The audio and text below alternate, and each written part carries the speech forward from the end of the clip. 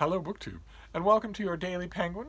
This is our crawl through my Penguin Classic wall, book by book, and era by era, author by author, until we're done. There's lots and lots more Penguins to go, uh, and we are due to just a quirk of organization that I had years ago that lasted only long enough for the beginning of the literary canon.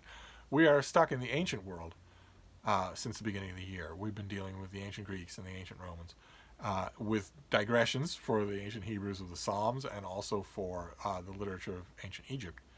Uh, and the whole time that we are slowly but surely working our way out of the classical world. And the whole time that we've been doing that in these latter videos, I've been thinking, yeah, it feels like I'm missing something. It feels like there's some big thing that is just not on this shelf that is just a huge omission. And I was thinking, well, I guess there's a chance that it's shelved somewhere else. In which case, no one's going to hang you for a small omission. We'll get to it when we get to it. But it was bugging me. I was thinking, what could it be? Is there some minor work of classical literature that is supposed to be here on this shelf with all these other books and isn't? And then I remembered what that minor work is. It's the Bible. It's the King James Bible. The Penguin Classic does this absolutely gorgeous trade paperback of the King James Bible that is just a jewel in the Penguin Classic publication line. Just a jewel. And it reminds me, I mean, as soon as I let my eyes wander a little bit over the shelf, I saw it right away and realized that it was just because I had it down at the end of 2019. I took it off the shelf because I often do. No book has given me anywhere near the solace that this book has. No book has given me more involvement, more provocation, more inspiration than this. Even if Penguin did what they should do, they don't, as far as I know, do it. But there should be a Penguin Classic just like this of the complete works of Shakespeare, or at least the first folio. And there isn't. As far as I know, there's no big fat one-volume Shakespeare, black spine Penguin Classic works of Shakespeare. Ridiculous. But if there were, that would be the only other book that would even come close. And I'm afraid I'm just Boston Irish Catholic enough so that it wouldn't come very close. This is the book in which I have lived, in which I have moved around, in which I have changed on the page, in which the pages have changed me. And it's amazing to think that we are yet again dealing with a factor that we have dealt with in the March of the Penguins many, many times, which is the vagaries of translation. For many, many, many fundamentalist Christians in America, this is the Bible, King James. I am a King James only Bible reader. I've heard that from so many people in the so-called American Bible Belt. That only the King James Bible, they don't know anything about different editions. They've certainly never read the original languages. This is the Bible for them. The one they were raised with, the one that has the traditional cadences that they're familiar with.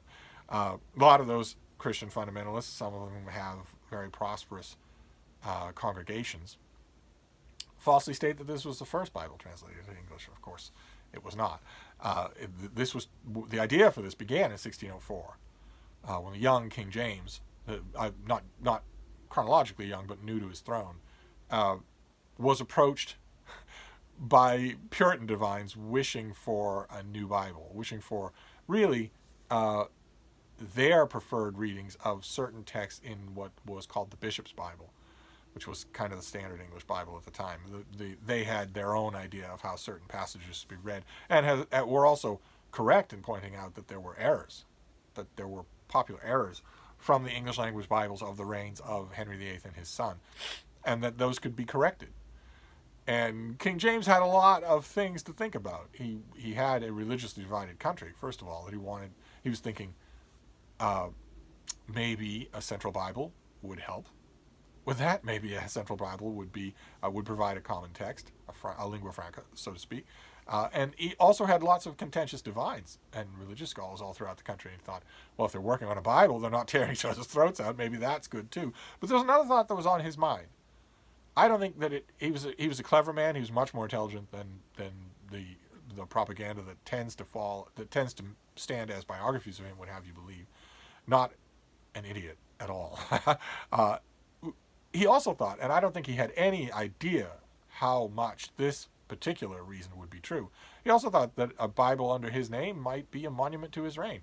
Good Lord. Was that an understatement? If ever there was one. Everyone in the world has heard of the King James Bible. No one in the world, virtually no one in the world, could tell you anything about King James.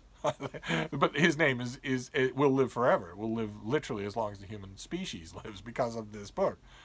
So he commissioned 47 men, 47 scholars and linguists and church divines, and broke them up into two groups and had them work on parts of the Bible each.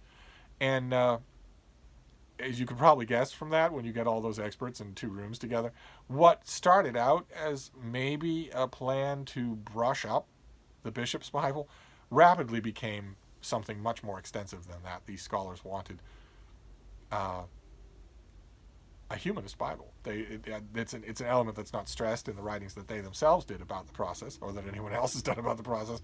But they wanted a Bible that responded to scholarship. They wanted a Bible that was conscientious in its translating duties, and it's a thing that stands after all this time. And not a lot of I worry. I don't mean to keep bringing it up, but I worry that this book has become so much the plaything and provenance of anti-intellectual fundamentalists. Because this is a towering work of intellect. It's a towering work of scholarship. And, as I won't need to tell you, probably no matter what you are, probably no matter who you are, where you are, any age you are, any denomination of religion you are, or none at all, probably I still don't need to tell you it's also unbelievably beautiful. Those men, those scholars, didn't just correct mistakes and add alternate line readings and largely adhere to King James's own fierce declaration that the thing should not be loaded down with scholarship. King James was firmly of the opinion that the Bible should not need explanatory footnotes. It should not need anything like that. It should speak directly to people.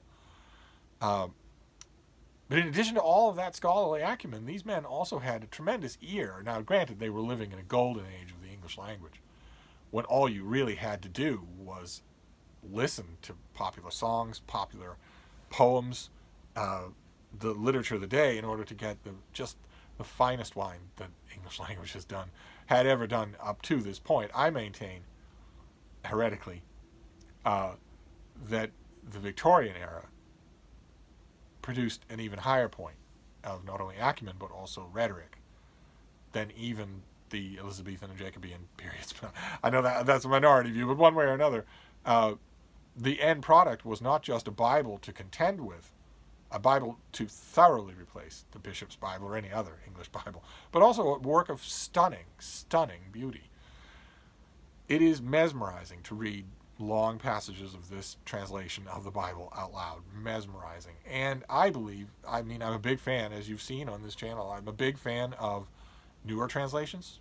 I'm a big fan of scholars like Robert Alter or Willis Barnstone, who do not only newer translations but also decidedly iconoclastic translations, ones designed to get away from the these and thous of Jacobean English and translate what's actually on the page, no matter how strange it seems, no matter how unrecognizable it seems.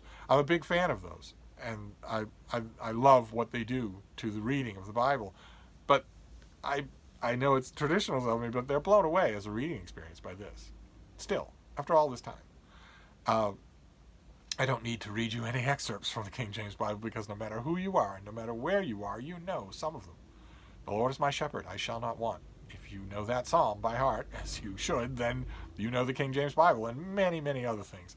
Many, many other innumerable things, passages from this book. And this is the ancient work that I was forgetting, because I don't think it is ancient. It never strikes me that way. It's inexhaustible. One of the only inexhaustible books that I know of.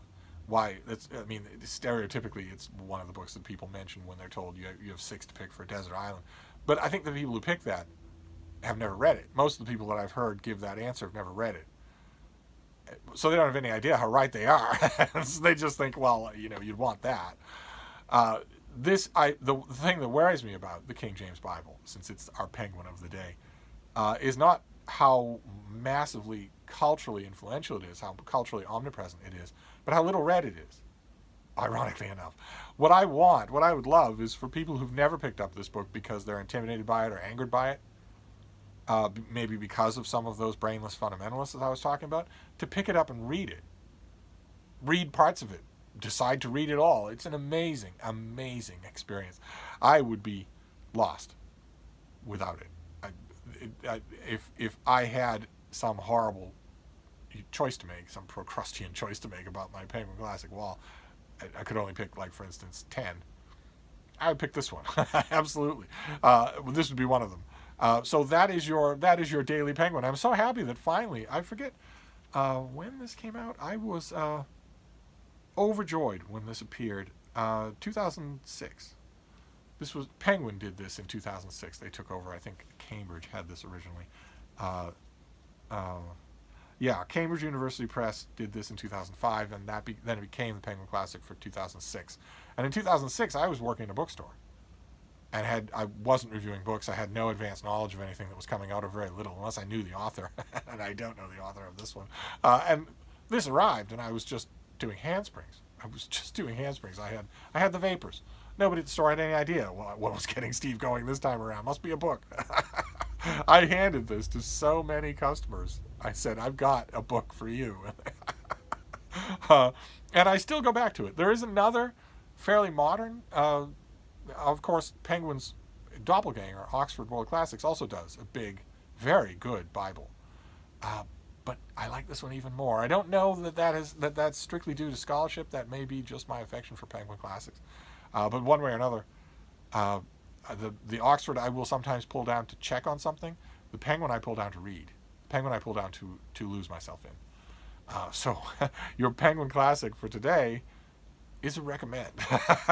It's very much a recommend. This is a great King James Bible. It's a great Bible to have. So that's going to be it for today. We have other books to do for the rest of the week. But the week may see out the classical era. We shall see. But it won't be the Bible after this, I promise. I think the book we're doing tomorrow is also very long, but not good. So I will wrap this up for now, but I will see you soon. Thank you, BookTube.